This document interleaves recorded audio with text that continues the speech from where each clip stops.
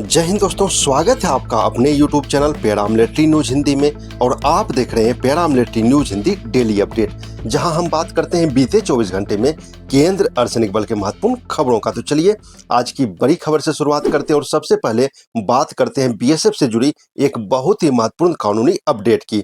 Delhi high court ने अपने फैसले में साफ कर दिया है कि कॉम्बैटाइड पोस्ट पर कार्यरत बीएसएफ कर्मियों की रिटायरमेंट उम्र 57 वर्ष ही होगी, ना कि 60 वर्ष। दरअसल मामला एक पूर्व एयरफोर्स कर्मचारी का था जो बाद में बीएसएफ एयर विंग में सब इंस्पेक्टर के रूप में नियुक्त हुआ था। उन्होंने दावा किया कि उनकी पोस्ट सिविलियन है, इसलिए उन्हें 60 साल तक सेवा का अधिकार मिलना चाहिए। लेकिन कोर्ट ने कहा, अगर आप कॉम्बैटाइज्ड पोस्ट के फायदे ले रहे हैं, जैसे कि बेहतर वेतन, भत्ते और रैंक, तो आप बाद में सिविलियन नियमों का लाभ नहीं ले सकते।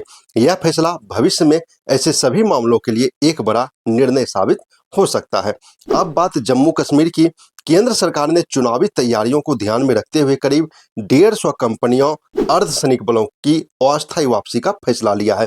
इनमें शामिल है सीआरपीएफ, बीएसएफ और एसएसबी। लेकिन ध्यान देने वाली बात यह है कि डोडा, राजौरी, पुंछ और कठुआ जैसे संवेदनशील पहाड़ी इलाकों को इस फैसले से बाहर रखा गया है।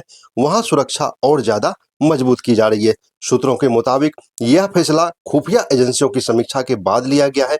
चुनाव खत्म होते ही ये सभी बल वापस जम्मू कश्मीर में तैनात कर दिए जाएंगे ताकि सुरक्षा व्यवस्था बनी रहे। अब चुनाव से जुड़ी सबसे बड़ी खबर, इस बार बीएसएफ के जवान सीधे मतदान प्रक्रिया में अहम भूमिका निभाएंगे। बीएसएफ जवान वोटर आईडी की जांच करेंगे, सीसीटीवी कैमरों का पूरा नियंत्रण भी उनके पास रहेगा और हर पोलिंग बूथ पर एक पुरुष और एक महिला जवान तैनात किए जाएंगे।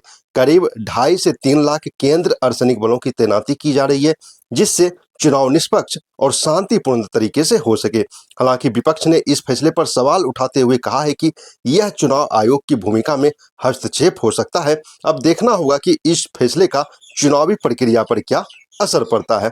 अब एक दिल को छूने वाली खबर त्रिपुरा से आ रही है। बीएसएफ के जवानों ने त्रिपुरा में एक बड़ा हादसा होने से बचा लिया। एक जीप करीब 50 फीट गहरी खाई में गिर गई थी, जिसमें 22 लोग सवार थे।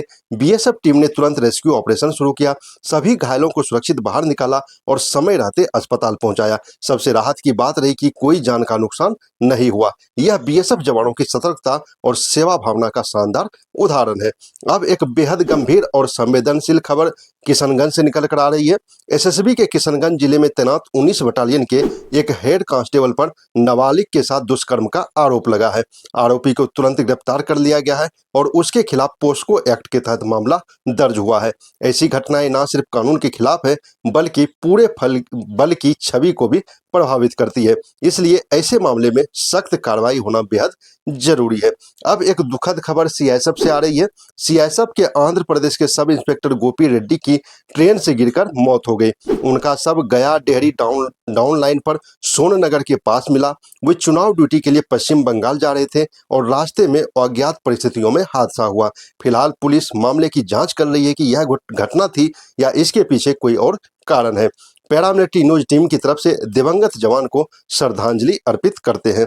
अब बात बड़ी कामयाबी की। असम राइफल्स ने सिलचर में एक संयुक्त ऑपरेशन में 2 करोड़ 10 लाख रुपए की हेरोइन बरामद की है। 3 आरोपियों को भी गिरफ्तार किया गया है और पूरा मामला पुलिस को सौंप दिया गया है। यह ऑपरेशन नशे के खिलाफ चल रही लड़ाई में एक बड़ी सफलता माना जा रहा है।